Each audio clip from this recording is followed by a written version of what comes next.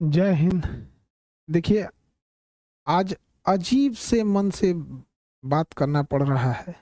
बड़ी दुखद खबर के साथ अचानक से सब चीज़ चल रहा था। कहीं कुछ-कुछ लोगों से कॉल आने लगा कि सर आप न्यूज़ देखिए, या फिर ऐसे-ऐसे घटना हुई है कि रोशन सर के भाई की नेपाल में संदिग्ध स्थिति में डेथ हो गई। तो हमें कुछ देर के लिए विश्वास ही नहीं हुआ। हमको लगा कि ऐसे बोल रहा है सब। आजकल फेक न्यूज़ वगैरह के चक्कर में हमको लगता है ऐसा, तो हम डांटे भी, तुम लोग को ये सब नहीं समझ में आता है, कुछ से कुछ बोलते रहता है। तो कुछ पल के लिए विश्वास नहीं हुआ कि ऐसे कैसे हो सकता है। फिर धीरे-धीरे कुछ लोग न्यूज़ भेजने लगे, फिर न्यूज़ पे देखें। जब न्यूज़ देखे ना, तो पैर के नीचे से ज़मीन खसक गया। एक समय एक कैसा अजीब करवट ले रहा है, किस दौर में, किस स्थिति में समय चला गया है। आखिर ऐसे कैसे हो गया? एक बार आप इसको न्यूज़ को पहले देखिए। उसको कोई कुछ नहीं किया गया है।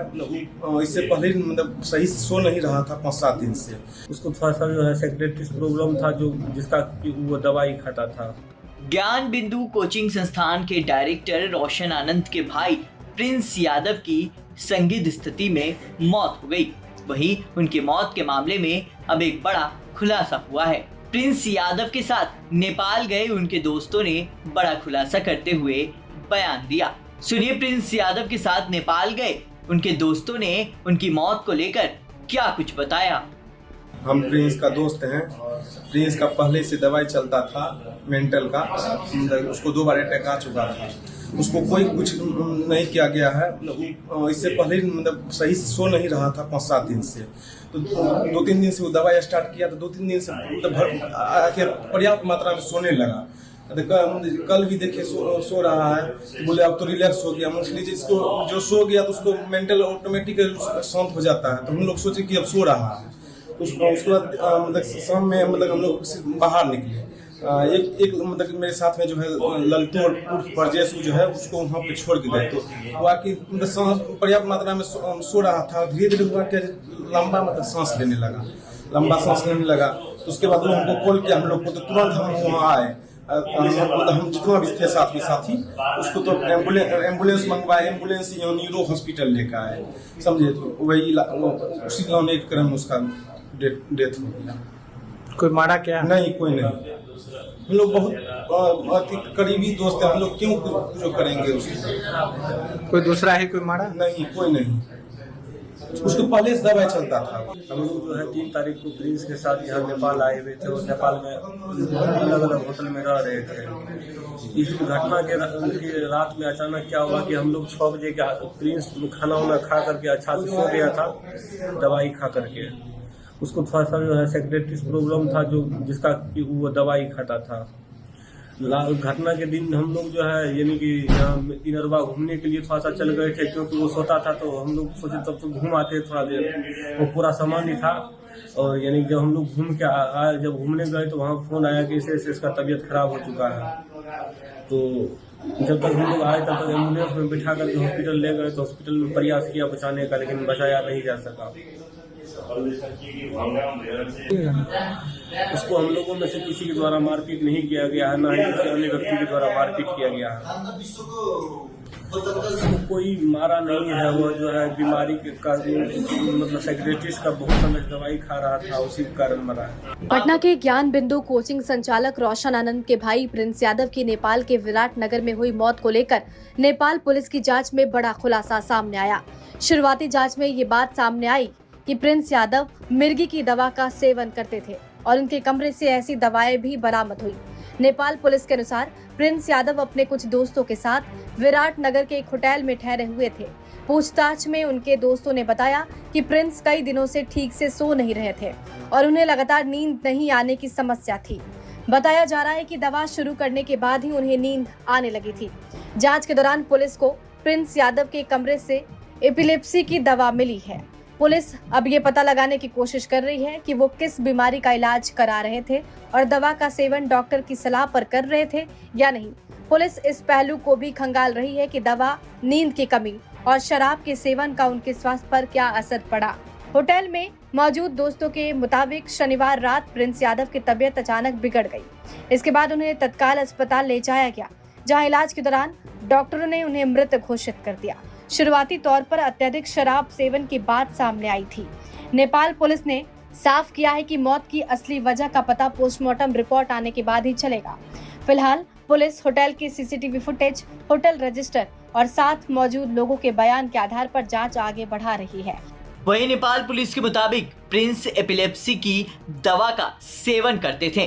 नेपाल पुलिस ने प्रिंस के रूम से एपिलेप्सी की दवा भी बरामद की है। वहीं अब देखने वाली बात होगी कि आगे इस मामले में क्या कुछ निकलकर सामने आता है। देखिए, जब वीडियो देखने के बाद एकदम दिल दहल गया। किसी परिवार के लिए इससे कठिन दौर क्या आ सकता है। भगवान इस कठिन दौर से निकलने के लिए उनको सहन शक्ति दे। इतनी भयानक स्थिति और इतनी कठोर स्थिति में वो कैसे निकल पाएंगे लोग। इस घटना के बाद पता नहीं कैसे परिवार सहन करेगा इसको। इस कठिन दौर में हमारी संवेदना परिवार के साथ है। जब कभी आदमी ऐसी खबर सुनता है तो दिल बैठ जाता है। किसी के परिवार के साथ ऐसा ना हो, दुश्मन के परिवार के साथ भी ऐसा ना हो। हमारी पूरी संवेदना है परिवार के साथ। हमसे जो संभव हो सकेगा, हम अभी परिवार किसी बात करने की स्थिति में नहीं होगा।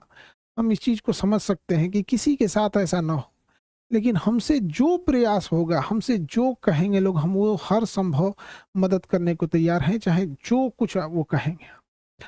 इसमें सबसे ज़रूरी बात क्या है कि जो मीडिया को काफ़ी संवेदनशील होने की ज़रूरत है। जो ऑथेंटिक न्यूज़ है वही चलाएं।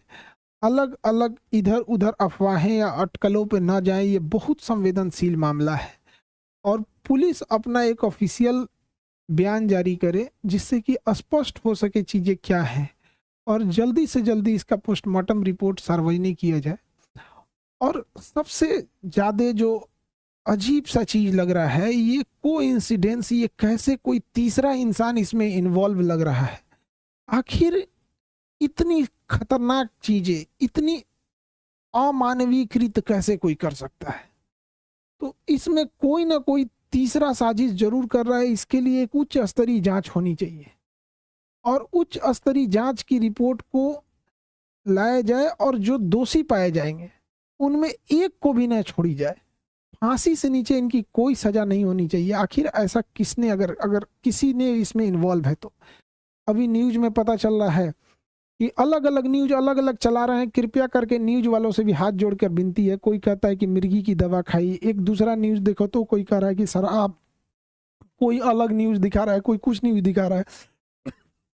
तो कृपया न्यूज वाले ऑथेंटिक चीजों को दर्शाओ। किसी की जान गई है, क्या मिर्गी की दवा कहाँ से थी, कहाँ से लाया गया, इसकी जांच पुलिस सार्वजनिक करे इस मामले को। और जो न्यूज में चल रहा है कि 5 लोगों को हिरासत में लिया गया है, सबसे जरूरी चीज है कि उन 5 लोग कौन कौन से थे, वो उनको नाम सार्वजनिक किया जाए। उनकी भी जांच होनी चाहिए कि वो आखिर कौन थे। दोस्त के रूप में कोई और तो नहीं था। ये तीसरा एंगल कोई हो भी सकता है इसमें। इस चीज को नकारा नहीं जा सकता है कि जिस तरह से इस मामले को तूल पकड़ाया गया, एक गार्ड का मैटर था, अपना सॉल्व हो जाता इसको, लेकिन इसको इस तरह से तूल पकड़ाया गया इतना बड़े लेवल पे। और इधर ये जब ये घटना सामने आती है तो कुछ समझ में नहीं आता है क्या करें आप। इतने कठिन परिस्थिति में पूरे लोगों को से भी विनती करते हैं कि परिवार का सहानुभूति रखें और इस बात पर जोर दें कि तीसरा एंगल पर जांच हो और जो लोग संदिग्ध, नेपाल ने किन 5 लोगों की गिरफ्तारी की है उनकी भी जांच होनी चाहिए और एक उच्च स्तरीय जांच बैठाकर जो भी दोषी पाए जाएंगे उनको फांसी से नीचे सजा नहीं होनी चाहिए। देखिए, जो इंसान अब पुण्य आत्मा अब दुनिया से चली गई, भगवान उनको शांति दे, लेकिन यदि इसमें जो इन्वॉल्व है उसको पुलिस पकड़ लेती है या उच्च स्तरीय जांच में आती है तो कहीं ना कहीं ये उचित रहेगा।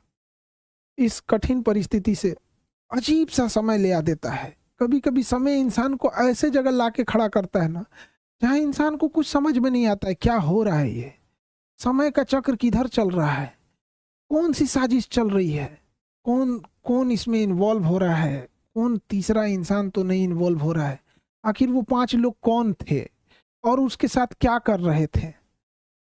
उस पुण्य आत्मा के लिए श्रद्धांजलि देते हैं।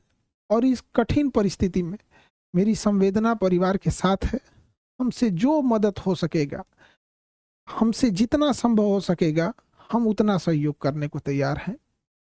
लेकिन सबसे ज़रूरी चीज़ है कि पुलिस को इसमें आके एक ऑफिशियल प्रेस विज्ञप्ति जारी करनी चाहिए और जल्दी से जल्दी जो रिपोर्ट है उसे सार्वजनिक करनी चाहिए, ताकि चीज़ें सही दिशा में जाए। मेरी संवेदना परिवार के साथ है। अब ऐसी परिस्थिति में इंसान को कुछ बोलना भी बड़ा अजीब सा लगता है कि क्या इंसान बोले, ऐसा समाज समय कहाँ ले आके खड़ा